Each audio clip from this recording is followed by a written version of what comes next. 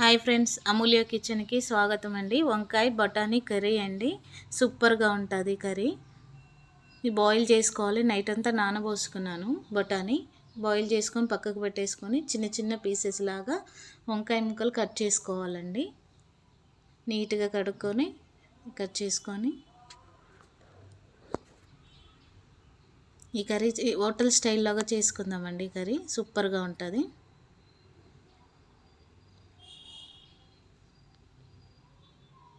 ఇలా చిన్న చిన్న ముక్కలు కట్ చేసుకుంటే త్వరగా ఉడికిపోద్ది.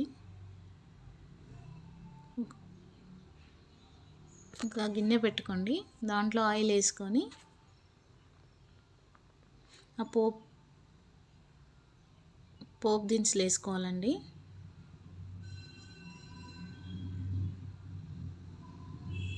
కెమెరా కదులుతుందండి.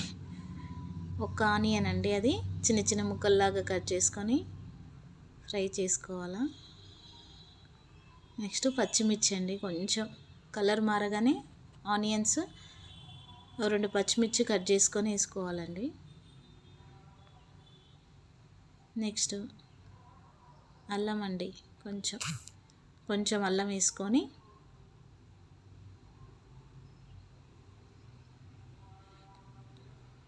పసుపు అండి, కొంచెం పసుపు కలిపేసుకోవాలి. ఇలా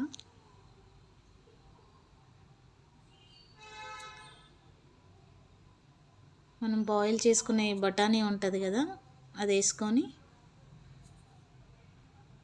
కొద్దిసేపు మగ్గాలండి. ఆయిల్లో మగ్గితే బాగుంటుంది.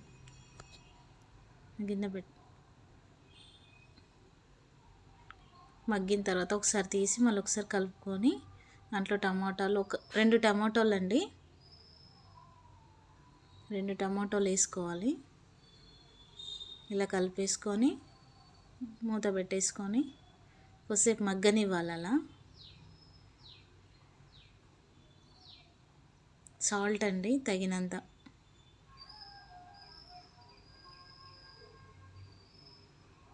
సాల్ట్ అంతా మిక్స్ అయ్యేదాకా కలపాలి.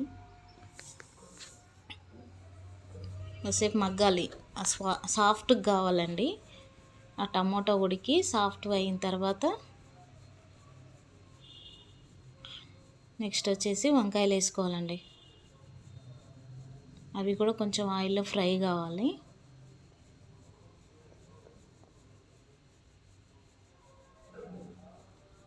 మూత పెట్టేసుకొని కొంచెంసేపు మగ్గించుకోవాలండి. అలా మగ్గిన తర్వాత మళ్ళీ కొద్దిసేపు తీసి మధ్యలో అలా కలుపుకోవాలండి. అడుగు మాడకుండా కొంచెం కలుపుకోవాలి. నెక్స్ట్ వచ్చేసి పచ్చిమిర్చీలండి. మిక్సీ జార్లో పచ్చిమిర్చి వేసుకొని 1 స్పూను జీలకర్ర అండి. సింపుల్గా అయిపోతుందండి ఇది కర్రీ. పచ్చిమిర్చి పేస్ట్ అండి, చాలా సింపుల్గా హోటల్ లాగానే టేస్ట్ అయితే సూపర్గా ఉంటుందండి. ఒకసారి ఇలా ట్రై చేయండి. జీలకర్ర మెంతు పొడి 2 కలిపి వేసానండి. కొత్తిమీర పుదీనా అండి. చాలా సూపర్గా ఉంటుంది ఇది. రైస్లోకి కానీ చపాతీలోకి కానీ బాగుంటుందండి. చాలా బాగుంటుంది. ఒకసారి ట్రై చేయండి.